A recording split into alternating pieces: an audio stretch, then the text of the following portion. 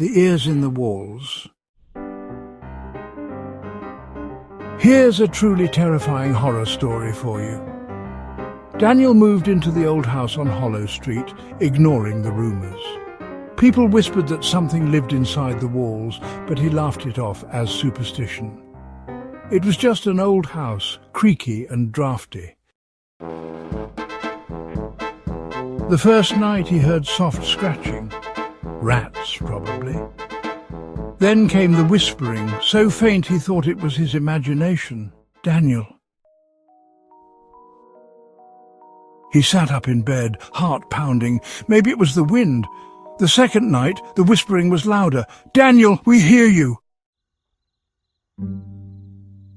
He pressed his ear against the wall. Silence. Then a breath. A deep, ragged inhale just inches away. He stumbled back. The walls breathed. By the third night, the voices were constant, chattering, laughing, moaning. "We are listening." Daniel ripped open the drywall in desperation. Nestled between the wooden beams were dozens of human ears, fresh and glistening, twitching at the sound of his breathing. Behind them, something shifted, and then the walls started to scream. The walls bulged. Something inside them was pushing forward, stretching the drywall outward like thin skin over a monstrous face. Fingers long and gnarled poked through the cracks. Daniel ran. He sprinted toward the door, but the moment his hand touched the knob, it turned on its own, locking with a sharp click. Behind him, the walls tore open. A face, stitched together from countless others, hollow-eyed and grinning, emerged. It opened its mouth, a gaping, endless void, and screamed. Daniel felt his ears burn, his hearing crackling like a radio losing signal. The sound wasn't just heard, it was inside him, vibrating through his skull, clawing at his thoughts. Blood trickled from his ears, his vision swam. His own voice joined the chorus, stolen from his throat, screaming without him. As he fell, he felt them, the hands pulling him in. The last thing he saw before the darkness swallowed him was his own reflection, twisted and stitched into the wall, and the whispering never stopped. "We hear you now." The darkness swallowed Daniel whole.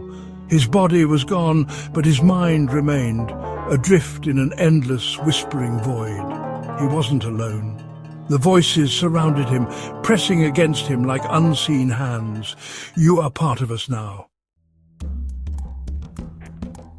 His thoughts blurred, memories unraveled. His name, his face, gone. All that remained was the endless, suffocating noise, screams, laughter, sobbing, blended together in an eternal cacophony. Outside, the house stood still, quiet. No sign of struggle, no trace of Daniel ever existing until the next tenant moved in. On the first night, they heard a soft scratching. Then, faint whispering from inside the walls, "Help me." But it was already too late. The new tenant, a woman named Claire, brushed off the whispers as her imagination. Old houses made noises, that's what she told herself. But by the third night she couldn't ignore it. The whispers were louder, desperate. "Help me, please." She followed the sound to the bedroom wall, pressing her ear against the cold surface. Silence. Then, a breath. Claire jerked back, her skin crawling. Something was inside the walls. Determined, she grabbed a hammer. With one hard swing, the drywall cracked. Dust billowed out, revealing a hollow space behind the plaster. She peered inside, the dim glow of her bedside lamp illuminating the gap. At first, she saw nothing. Just darkness. Then something moved. A pair of eyes stared back at her, bloodshot, wide, filled with agony. A mouth formed beneath them, lips trembling. "Help me," it sobbed.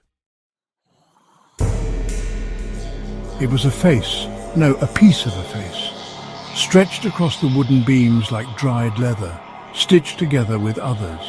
Lips, noses, eyes, layer upon layer of stolen flesh. Claire gasped, stumbling back, but before she could scream, the wall inhaled. A wind-like force sucked at her, pulling her forward. Hands burst from the opening, grabbing her wrists, her ankles, her face. Fingers forced their way into her mouth, prying her jaw open. The last thing Claire saw before the darkness took her was the shifting, stitched-together faces inside the walls. And among them, a new one was forming, her own. Then the house fell silent once more, waiting for the next visitor. Years passed. The house on Hollow Street changed hands many times. Some tenants left in the middle of the night, never speaking of what drove them away. Others disappeared without a trace, their belongings left untouched. Eventually the house was abandoned. The windows gathered dust, the front door hung ajar, and the walls, silent but listening, waited. One day, a group of urban explorers arrived, drawn by the house's grim reputation. Armed with flashlights and cameras, they stepped inside, their laughter echoing through the hollow halls. "It's just an old house," one of them said. But the walls knew better. As night fell, the explorers set up their equipment, eager to capture proof of the supernatural. What they didn't realize was that the house had already noticed them. The whispers started softly. "Who's there?" one of them asked. No answer, just the creaking of wood, the gentle shifting of something unseen. Then the screaming began. One by one, the explorers were dragged into the walls, their cries swallowed by the house itself, their hands clawed at the floor, their desperate fingers disappearing into the gaping mouths of the unseen.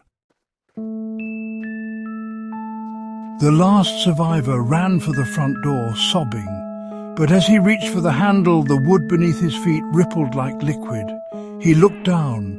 His own reflection stared back at him from the floor. Dozens of eyes blinked from the warped wood, mouths twisted open in silent wails. Then the floor split apart and he was yanked down into the abyss, the house consumed. And then once again, silence waiting for the next visitor. Years passed, and the house on Hollow Street remained untouched. It became a local legend, the house that eats. Some believed it was cursed, others dismissed it as nonsense, but nobody stayed long enough to find out. Then one day, a demolition crew arrived. The foreman, a burly man named Grant, scoffed at the warnings. "It's just a rotten old house. We'll have it down by noon." The crew set up their machinery. The first swing of the wrecking ball shattered a portion of the outer wall, revealing not wood, not insulation, but something else. Flesh. A grotesque mass of faces, mouths frozen mid-scream, eyes rolling wildly in their sockets. Some were fresh, some rotting, their skin stretched tight over wooden beams like a second layer of wallpaper. The crew froze in horror. Then the faces moved. "Don't let it out!" A terrible groan shuddered through the house. The walls breathed, inhaling deeply, drawing the dust, the light, the air itself inward. The wrecking ball swung back on its own, the cables twisting as if strangled by unseen hands. The ground beneath the workers cracked open. Screams filled the air as one by one they were dragged inside. Hands, faces, twisted limbs burst from the broken foundation, pulling them down into the gaping abyss beneath the house. Grant ran. He reached the gate, gasping for breath, then stopped. His body was still moving. His legs carried him back toward the house against his will. His arms rose without his command. His mouth opened, but it was not his voice that spoke. "We stay." The house shuddered once more, then silence.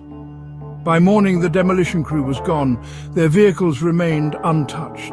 No signs of struggle, no bodies, just the house, watching, waiting, hungry.